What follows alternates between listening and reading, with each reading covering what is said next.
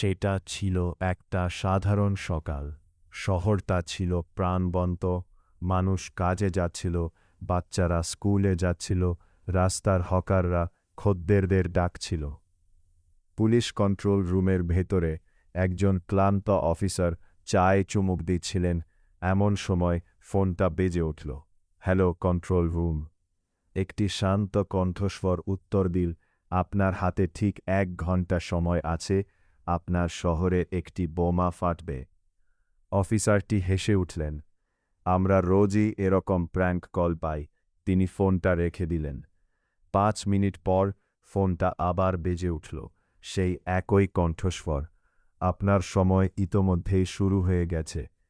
এবার অফিসারটি ইতস্তত করলেন। আর তারপর ধুম, একটি ছোট বিস্ফোরণে একটি সাবওয়ে স্টেশন কেঁপে উঠল। মানুষজন চিৎকার করে আতঙ্কে দৌড়াতে লাগল। এখন এটা সত্যি। অর্জুনের প্রবেশ। অর্জুন, একজন তরুণ পুলিশ অফিসার, সম্প্রতি বদলি হয়ে এসেছে।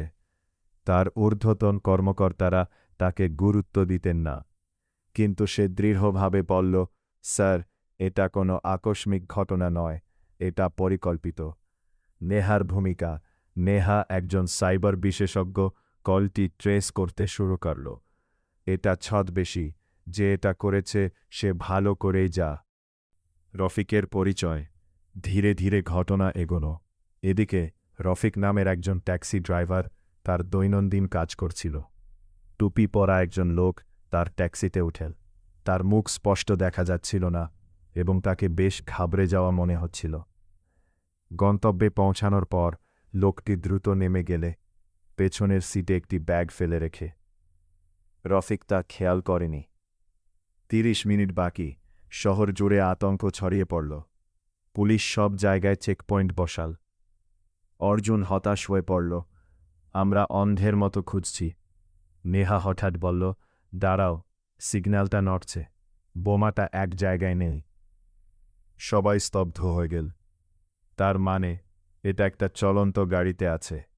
রফিকের উপলব্ধি, ধীর উত্তেজনা। ট্রাফিকের মধ্যে আটকে থাকে রফিক অবশেষে পেছনে তাকাল। এটা কার ব্যাগ? সে ধীরে ধীরে জিপারেটা খুলল। তার একটা টাইমার। তার হাত কাঁপতে শুরু করল। টাইমার 1813, 1831। হাই ঈশ্বর! ফোন কলের দৃশ্য। সে সঙ্গে সঙ্গে পুলিশকে ফোন করল। স্যার, আমার গাড়িতে বোমা আছে। অর্জুন ফোনটা ধরল। শান্ত থাকো। তুমি কোথায়? আমি ট্রাফিকের মধ্যে আটকে আছি, নড়তে পারছি না। শেষ 10 মিনিট। আব। ঘড়িটা টিকটিক করে চলেছিল। প্রতিটা সেকেন্ড আরও ভারী মনে হচ্ছিল।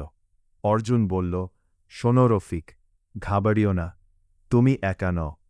রফিকের হাত ঘামে ভিজে গিয়েছিল।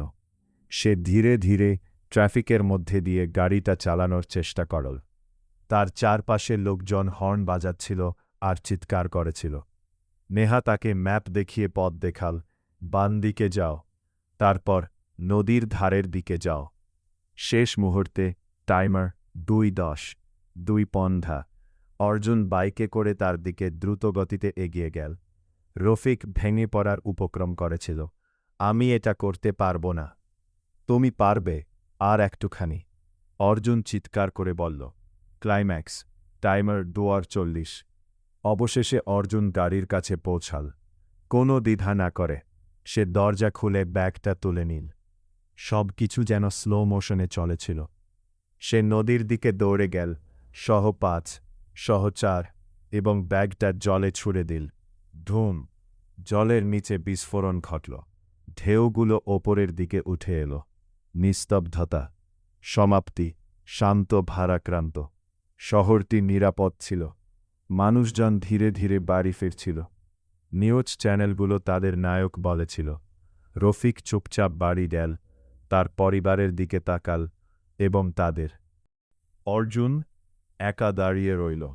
নেহা এগিয়ে এসে নরম স্বরে বলল, আমরা কলটা ট্রেস করেছি, কিন্তু লোকেশনটা খালি ছিল। চূড়ান্ত মোড়। ভয়ঙ্কর সুরে এক অন্ধকার অচেনা ঘরে সেই একই কণ্ঠস্বর আবার বলে উঠল, প্রতিক্রিয়ার সময় প্রশংসনীয়। ক্যামেরাটি একটি স্ক্রিনের দিকে জুম করল। শহরের একটি মানচিত্র এবং একটি নতুন কাউন্টারডাউন ইতোমধ্যেই শুরু হয়ে গেছে।